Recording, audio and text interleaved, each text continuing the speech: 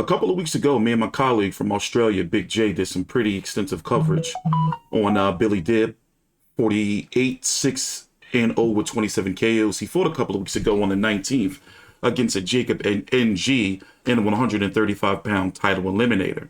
Billy Dib is now, from my understanding, supposed to fight Gustavo Lemos, who defeated Lee Selby that same week by upset. No, this was last week in pretty much what was considered somewhat of an upset. And the winner of Billy Dib and Lemos are, from my understanding, correct me if I'm wrong down below in the comments, they're supposed to face the winner of Devin Haney versus George Kambosos, meaning they'll be the IBF mandatory. Now, looking at the politics a little bit, just to break it down, because Billy Dib was thrown on his back and his opponent, Jacob NG, was disqualified. In fact, what I'm going to do is let's go watch this clip really quick to show it to you what I was talking about. Here it is right here. In round number 6, in the fight where Billy Dib started showing his pedigree, you know, as the fight went on. I forgot how Big J scored it, but from what I was able to see, 4-2-ish going to 3-2-ish going into this, depending. 4-1. Correct me if I'm wrong, you know, but it was close, but then you started to see that Billy Dib was more experienced. That is, if we go to the judges' scorecards.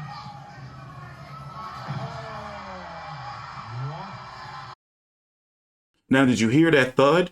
Now, from the other angle that they had, you can see that basically NG picked him up and just let him fall. And from my understanding, he broke 2 ribs, fractured 2 ribs, and something else. But we're going to hear from him. And take your time out, like the video, subscribe. As I said, Big J talked to him last week. And he is supposed to be out of the hospital, home with his family, and in good spirits. Thanks for watching. Please subscribe. For you 360 fans, your old mate Big J, Jason Fletcher. We're back again with two-time world champion, former IBF featherweight champion of the world, Billy the Kid Dib. Billy, welcome back to the channel, mate. Thank you for having me, mate. I appreciate it. Mate, so, you know, probably one of the most controversial and bizarre endings to a fight that I can remember. I think the last time this was controversial was, what was it, Danny Green versus Paul Briggs back about 2011. So, yeah, how you holding up, mate? How are those ribs treating you? They're all right. They're getting better, I guess, day by day. Obviously, you know, I haven't been having the best sleeps, to be honest. It's so hard for me to try to work out how to sleep, you know. It's the angles and stuff, but it is what it is, you know. That's boxing. It happens. And I guess it's not boxing. It doesn't usually happen. You don't get flipped like that, but you know, that's the way the cookie crumbled on that night, and it is what it is, you know. So to make it official, you are the actual IBF International WBO Oriental Champion. So those belts have been awarded to you? Because I was a bit confused there whether remember. No, they have been awarded to me. Yes, I'm the current IBF International and the WBO Intercontinental Champion. So yes, I am. Excellent. Because that means you'll take Jacob NG's rankings, and he was ranked, I believe it was 9 with the IBF and around the same about with the WBO. So that makes things interesting. So first and foremost, is there any chance of a rematch? Even though I don't think there should be. That's just me. But has there been talk of a rematch? Will a rematch happen, or are you looking elsewhere? There'll be no rematch. Definitely gonna. He doesn't deserve a rematch after his actions on that night. He doesn't deserve a rematch. I haven't even received an apology from him or his team for his actions. You know what I mean? Yeah, fair enough. He left me in an injured state with a dislodged rib and 3 hairline fractures, and he doesn't even have the decency to pick up the phone or, you know, just send a message saying, mate, look, my apologies for that. You know, I had to spend fucking 2 days in hospital away from my family, my wife, and, you know, it's just so annoying, you know what I mean? And on top of that, I was stuck in the Gold Coast for a week after that because I wasn't allowed to get on a flight I was allowed to, but it was up to my discretion. They said that they didn't think it would be a good idea because of the cabin pressure. Yeah, exactly. I mean, it's not a good idea to fly after surgery. I can attest to that. So, yeah, you have to wait at least a good week before you can jump on a flight. So, yeah, so we'll move on to more pressing matters. So that would move you up the ranks. Are you aware that Lee Selby and I can't remember the other fella's name, they're having an eliminator for the IBF to be in line with George? So where does this victory actually stick you in the rankings? Have you been informed what's going to happen with you next, or is it just wait and see? I mean, it's just a wait and see moment, I guess. But for me, I'm not interested in a rematch with Jacob. I'm not interested in facing anyone else outside of, say, the top 5 or top 6 fighters in the lightweight division. Yeah. I'm only interested in a big fight. I only want to see, the top names. That's it. Yeah. Other than that, I'm not interested. There's a lot of things going on in my life, and life's good. And boxing is not the all and end all for me. So I'm doing this to try and make history. And if it doesn't work out that way, then it is what it is. Fair enough. Because as I said, Lee Selby, who's the IBF number 4, is fighting number 3 gentleman whose name I cannot remember and probably couldn't pronounce anyway. They're also in an eliminator. Lee Selby fought George just before George fought Lopez. Lee Selby's actually, like yourself, a former IBF champion. If I'm correct, I think he beat the guy that beat you. Is that right? That's correct. He beat Evgeny Gradovich. Yeah, Evgeny Gradovich. Yeah, who defeated yourself. So that would be a great fight. I'd love to see that fight personally if it could happen. Would that be an interesting fight to yourself, or? Look, as I said, I'm interested in any fight that's gonna bring the big payday. That's it. I'm not interested in all these other fights. I just want the fights that are going to generate money, and that's the end of it. You know what I mean? I've earned my stripes. You know what I mean? I paid my dues to the sport of boxing, and I don't need to keep facing all these other guys anymore. Fair enough. I only fought Jacob NG because I believed I could beat him, and I believed I could take his rating. That's it. That's the end of it. That was the plan, and the plan went as I thought. Yeah, well, I mean, by that 5th round, you were definitely on the up and up on the comeback because you looked good. If you look at the body language of Jacob going into that round, at the end of that round, he was gasping for air as he walked back to the corner after round 5, and I was still fresh and ready to go. And we had planned for that. Billy Hussein and I had spoken, and in the corner after that round, Billy said to me, "Listen, I need you to press him now. I need you to press him, put the pressure on him, forget the jab, and just walk forward and press him, hit him to the body, break him down." And that's exactly what I was getting ready to do. And then unfortunately, you saw what unfolded, and it's sad to see that a lot of people, questioning me as a fighter, saying, that I'm putting on a show and all that stuff. Yeah, right. Anyone that knows me and knows Billy knows what kind of a fighter I am. The truth is that if I was in a state to get up at that time, I would have got up, taken the gloves off, and smashed his head in after what he did. You know what I mean? Because not only did he injure my chest, but it could have been a lot worse. That's why I'm grateful to God that it could have been a lot worse. I could have landed on my neck. I could have broke my neck. I could have done anything. Anything could have happened at that moment. Yeah. I mean, I saw it on social media when people said you took a dive. I come straight to your defence like, a man of Billy's integrity ain't going to take no dive. No, mate. There was no need to take a dive. It's not like I was down. I was like getting hammered in the fight. It was 3-2. Yeah. I knew the fight was close. Like you could even make an argument to say that it's like 2 rounds apiece and maybe 1 draw. You know what I mean? Yeah, exactly. It's not like I was out of the fight and I needed a desperate save. No, not at all. And he was on his way out. I had already stunned him a few times. Mm-hmm. Look, he's gonna have to live with that for the rest of his life. At the end of the day, he's got a DQ loss on his record to me. That's right. Fair and square. His immaturity and childishness, cost him the fight. That's what it is. What it is. That's right. Moving on to more entertaining matters. There's still another big weekend in boxing this weekend. But did you see? Obviously, you would have saw the Sonny Bill fight. Where you actually you would have watched it from home. Yeah. Yeah, I did. I wasn't at home. I was still in the Gold Coast, but I did watch the fight. I was really, really impressed by Sonny, and the way he carried himself and the way he fought was just amazing. I just was so impressed.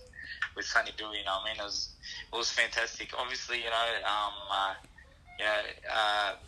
Barry, he just was outgunned, So, but I think just you got to give credit to Sonny, who comes to the ring prepared, and he did what he had to do. He went overseas, got that work with Tyson Fury and with the team over there. Yeah, that was a big factor of that fight. A lot of people, I thought, forgot what sort of preparation he had for that fight. So Look, that's what it is. I mean, it's you win how you prepare, and he prepared really well, and he went over there, got that work in with Tyson Fury and with Andy Lee, and you saw Andy Lee in his corner, and mate, I just thought Sonny did an amazing job, and I was really, really proud of him. Yeah, he was. You think he'll get Gal? I don't know. To be honest, I don't know. I think Gallen's the one who's really chasing that fight. I mean, it's like, we'll see what happens. I think there's a lot of what Sonny wants to do, because I think Sonny's definitely the A side. In that fight. And it's also if Channel 9 will allow it. That's the other factor. Sorry? If Channel 9 will allow it. So, considering they both work for Channel 9, I don't know if they're going to allow that or not. Maybe they will, maybe they won't. Who knows? So I always thought, is there something to go on that maybe Channel 9 won't allow two of their journalists to fight? No, I don't think anything like that would happen. I'll be honest with you. I think the kind of money that they would make in that fight, I'm not sure that they would care what Channel 9 was saying. You know what I mean? No, fair enough. I just thought it always would be a factor. Maybe it is, maybe it's not. But anyway, I welcome that fight personally. I think it would be a great fight. Yeah, I'm not sure how Gallen would take them shots. If you could take them shots that Sonny threw the other day, but you definitely look. One thing about Gaz is a tough man. Oh, absolutely. You can't count him out in any fight. He's a tough guy, mate. He is a tough guy. So on to the weekend, we've got Ebony Bridges versus Cecilia Roman for the IBF Bantamweight title, and Sky Nicholson. Sky Nicholson versus Beck Conley. I don't think Sky's going to have any problems with that fight, not at all. But how do you think Ebony's going to go against Cecilia Roman? To be honest with you, I think it's. I think Ebony's okay. She does well, but I just don't think she's on that world championship level. You know what I mean? She's a good.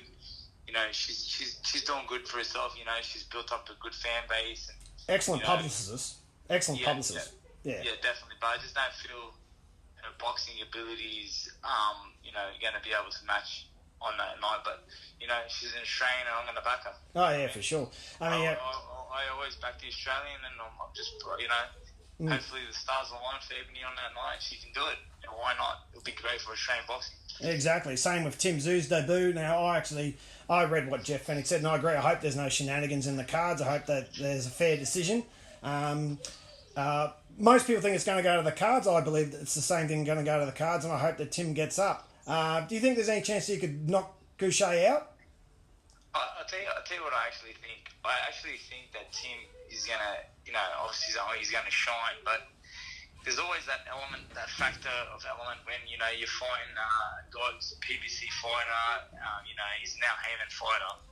And, and Al Heyman knows that, Tim's after the fight against, Castaño or Charlo. So it's, you got to understand what Jeff's saying. And Jeff's saying that there could be some shenanigans going on, you know what I mean? You really hope not, but, like at the end of the day, Tim's an explosive fighter, and I believe in Tim's ability, and I reckon Tim's going to go out there and do a great job for us. You know what I mean? He always does Australia proud, and his boxing ability is stand out, and I'm very, very excited to see what he can do.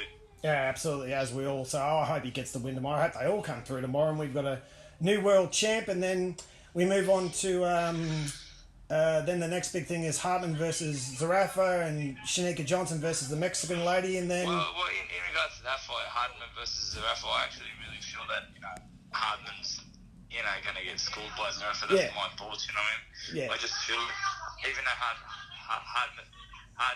Hartman's a good fighter, and he's done very well for him. He's strong and everything like that. But I just feel like Zarafa is a level above. And, I could have egg on my face, after they fight. Hartman could come out and do a job, but I just don't think so.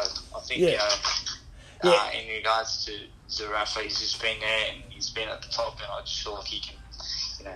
Yeah, I agree. With 3 times the amount of fight experience, and he's been in there with, 2-3 world champs, I think Zerafa's going to school him as well. So That's just my thoughts, you know. Yeah. But I don't want to come across disrespectful or anything like that. But, you know, I applaud Hardman for it. oh yeah, you got to take the. He's got some guts, that kid. Like when it comes to boxing, I give everyone credit. You know what I mean? Like you can't knock fighters, mate. Fucking, it's not an easy sport. It's a difficult sport, and you got to give every fighter credit for what he's doing.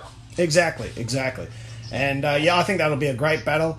And finally, just on Mir Spreeders versus Jai Bataille, your thoughts on that fight? That's coming up at May 11th. Man, look, I like Jai. I reckon Jai's a great talent, and obviously, his opponent's been around. The champion's been around for a long time, and he's had some great wins. I think it's a very, very difficult fight again. I'd like to see Jai win. Whether he does or not, I don't know. It's just a very, very difficult fight, but Jai's definitely got the skill set to upset that guy. You know what I mean? Yeah, we'll definitely. have to wait and see. We'll have to wait and see how it unfolds. But I think, I think it's a very, very good fight. And, it's very, very exciting times for Australian boxing. George Kambosos, undisputed champion. Ebony Bridges fighting for a world title this weekend. It's all happening. It seems to be all happening for Australian boxing at the moment. Yeah, exactly. On George, Haney will most likely be the way on June 5th, and I honestly think George is going to belt Haney. A lot of people disagree with me, but I think George has got Haney's number. He hasn't... Yeah, No, you go ahead. Look, Haney's a very, very talented guy as well. You know what I mean? But I think, mate, George is hungry. You know what I mean? He's just like...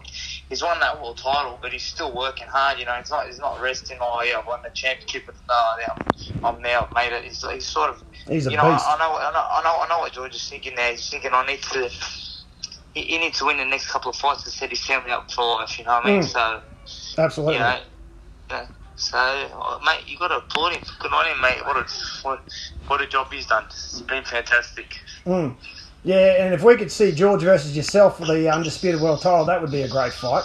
And look, an all-Australian battle, that would be awesome, If Devin Haney doesn't turn up, well, I'm happy to step in, you know what I mean? Yeah, there would be a lot of blokes that would be happy to step in.